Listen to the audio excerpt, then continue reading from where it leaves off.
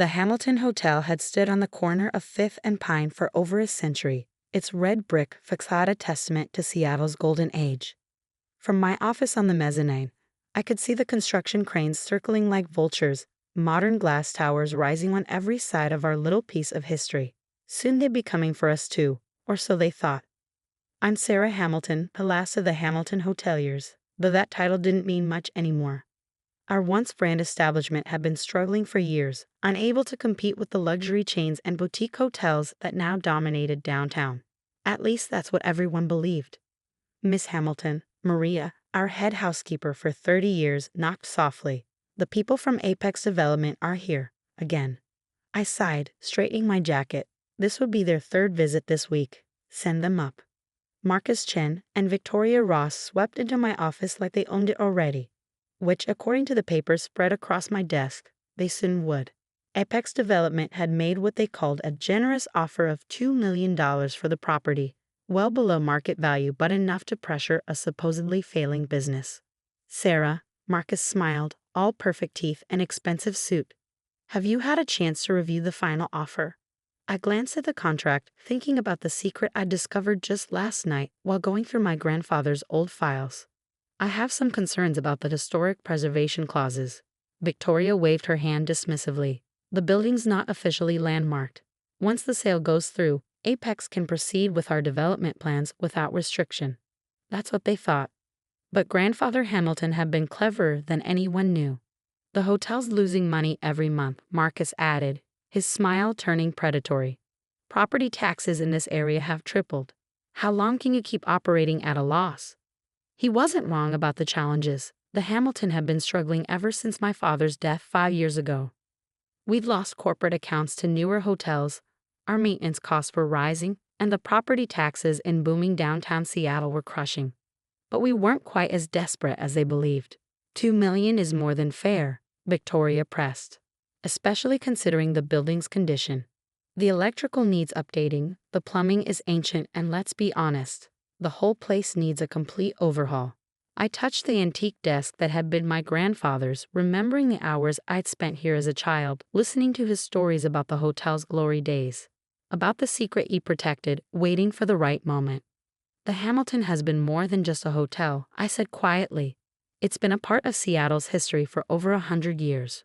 My grandfather used to tell me about the speakeasy in the basement during Prohibition, the jazz musicians who played in our ballroom, the secret meetings during World War II. Fascinating history, Marcus cut in, not bothering to hide his boredom. But history doesn't pay the bills. Our offer expires at the end of the week. After that, well, he shrugged. Banks aren't very sentimental about foreclosures.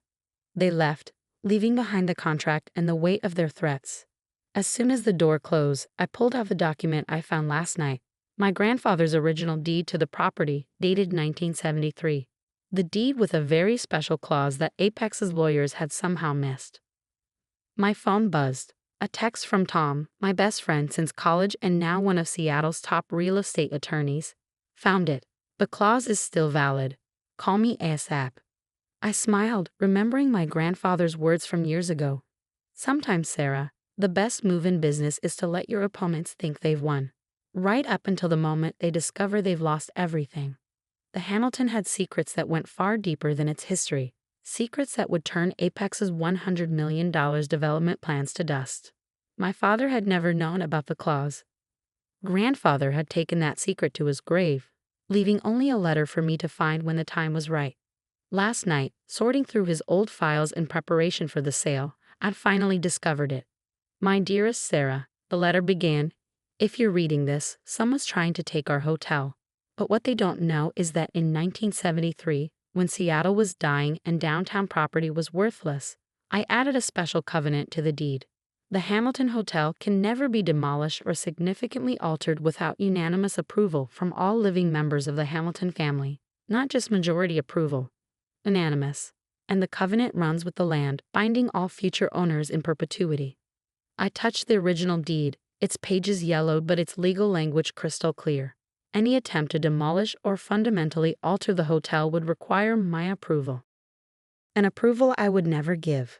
But that wasn't even the biggest secret the Hamilton held. A knock at my door interrupted my thoughts. Come in. Maria entered, closing the door carefully behind her. Miss Sarah, the men from the Historical Society are here. They've finished their inspection of the basement.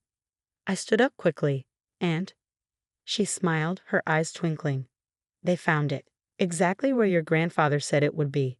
The original Shanghai tunnels connecting to 3 other buildings. They're intact, and they're spectacular. The Shanghai tunnels, a network of underground passages that ran beneath downtown Seattle, used during Prohibition and rumored to be part of the Underground Railroad. Most have been destroyed or sealed off during later development, but according to my grandfather's letters, the Hamilton's tunnels have been preserved, hidden behind false walls in the basement. Tunnels that, according to the Historical Society's preliminary assessment, would make the hotel eligible for National Historic Landmark status. Status that would make it virtually impossible for any developer to touch the property. My phone buzzed again. Tom, sending documents proving that the covenant was ironclad. Apex's lawyers missed it completely. His message read, "They have no idea what they're walking into." I sat back in my grandfather's chair, looking out at the city he'd loved so much. The Seattle of his day was almost gone, replaced by glass and steel monuments to progress. But the Hamilton had endured, protecting its secrets until they were needed most. The hotel wasn't failing. I just made it look that way. Every lost corporate account had been carefully documented. Every maintenance issue strategically exaggerated. The property taxes were high, but the hotel's true financial situation was far from desperate. My grandfather had taught me that sometimes you had to lose a little to win big. Apex thought they were buying a struggling hotel for a bargain price. Instead, they were walking into a trap that would cost them millions. Tomorrow, I would sign their contract, playing the part of the defeated Harris forced to sell her family legacy. I'd watch them celebrate their victory, planning their luxury condos and boutique shops. Then, when demolition day came, I would show them the covenant, the historical designation, the true value of the property they thought they were stealing. The Hamilton had one more story to tell, and this time, the ending would be written by a Hamilton. The signing ceremony was everything Apex Development had hoped for. A media event showcasing their latest acquisition in downtown Seattle's transformation. Local news cameras captured my reluctant signature on the sales contract, Marcus Chen's triumphant handshake, and Victoria Ross's perfectly rehearsed speech about progress and urban renewal. The Hamilton Hotel has been a beloved landmark, she announced to the gathered reporters. But it's time for Seattle to embrace the future. Apex's new luxury development will revitalize this entire block. I sat quietly, playing my part as the defeated Harris. Only Tom, standing beside me as my attorney, knew I was fighting back a smile. The next few weeks passed in a blur of activity. Apex's team swarmed the hotel, conducting surveys and making plans. They never noticed that every routine inspection by the Historical Society was carefully documented, building our case for landmark status. Or that every architectural assessment was quietly copied to my files, proving the building's structural integrity. Then came the morning they'd all been waiting for, demolition day. I arrived early, watching the construction crews set up their equipment. Marcus and Victoria stood with their project managers, reviewing plans and checking schedules. They didn't even notice me until I walked up with Tom and Maria. "Sarah," Marcus nodded dismissively. "Come to say goodbye to the old place." "Actually," I smiled, "I'm here to protect my property." Victoria frowned. "Your property? You signed it over to Apex 3 weeks ago." "About that." Tom stepped forward, opening his briefcase. "You might want to take a look at these documents first." The next hour was chaos. Apex's lawyers huddled over the original deed, faces growing paler as they confirmed the covenant's validity. Historical Society representatives presented their findings about the Shanghai tunnels, complete with photographs and preservation requirements. City officials arrived with preliminary landmark designation papers. "This is impossible," Marcus sputtered, waving the deed. "Our lawyers checked everything." Apparently not carefully enough, Tom replied calmly. "The covenant is ironclad and runs with the land. You can't demolish or significantly alter the hotel without unanimous approval from all living Hamiltons." "Fine," Victoria snapped. "Name your price." I smiled, channeling my grandfather's quiet confidence. "It's not about price. The Hamilton isn't for sale, not for demolition anyway. But I do have a proposition for you. Over the next 2 hours, in my grandfather's old office, I laid out my plan. The Hamilton would remain standing, its historic facade and crucial architectural elements preserved. But the interior would be carefully modernized, combining classic elegance with contemporary luxury. The Shanghai tunnels would become a unique tourist attraction, drawing history enthusiasts from around the world. The property is worth $100 million as a teardown, I explained, showing them the market analyses and projections. But as a unique historic luxury hotel with an exclusive underground tour, we're looking at potential revenues of $50 million annually. Marcus leaned forward despite himself. We're developers, not hoteliers. No, I agreed. But I am. Fifth generation, in fact. The Hamilton hasn't been failing. I've been deliberately operating at reduced capacity while documenting everything. Our reputation in the industry is still sterling. Our customer base is still loyal. And now, with the tunnels and historic designation, we have something no other hotel in Seattle can offer. Victoria's eyes narrowed. What exactly are you proposing? A partnership. Apex provides the capital for renovations, following historical preservation guidelines. The Hamilton Hotel provides the property, the expertise, and the unique historical assets. We split the profits 50-50. And if we refuse? Marcus challenged. Tom smiled. Then you own a property you can't develop, can't demolish, and can't sell for anywhere near what you paid. Meanwhile, the historical designation will require expensive maintenance and preservation measures. The negotiations lasted well into the night. By morning, we had a deal.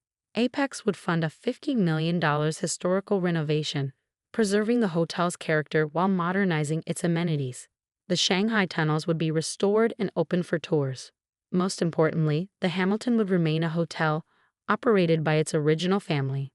1 month later, I stood in the grand lobby watching the restoration work begin. The original marble floors were being carefully cleaned, the brass fixtures polished to their former glory. Upstairs, rooms were being elegantly updated while maintaining their historic charm. Maria appeared at my side, smiling at the activity. Your grandfather would be proud. He planned it all, I said softly. The covenant, the hidden tunnels, even the timing. He knew someday someone would try to tear down his life's work, so he made sure they couldn't. The hotel reopened 6 months later to rave reviews. History meets luxury, the Seattle Times declared.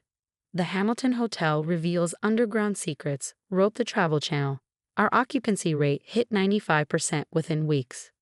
Marcus and Victoria, to their credit, adapted quickly to our new partnership.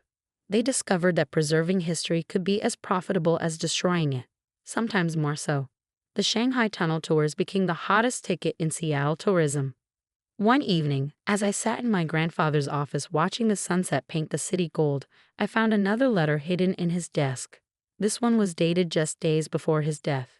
My dearest Sarah, it read, by now you've saved the Hamilton and discovered its true value. But the real treasure isn't in the tunnels or the covenant or even the hotel itself. It's in understanding that progress doesn't always mean demolishing the past. Sometimes it means building on its foundation, preserving what matters while adapting to change. You've done that beautifully. The Hamilton isn't just a hotel. It's a bridge between centuries, a keeper of stories, a reminder that some things are worth saving. I trust you'll keep its secrets, preserve its legacy, and when the time comes, pass on its lessons to the next generation. With pride and love, Grandfather. I touched the antique desk, thinking about the layers of history beneath my fingers. Outside, modern Seattle stretched toward the sky, glass towers reflecting the setting sun. But here in the Hamilton, past and present have found a way to coexist, each making the other stronger. Today, the Hamilton Hotel stands as proof that progress doesn't always mean destruction.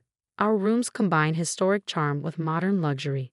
The Shanghai tunnels draw tourists and history buffs from around the world.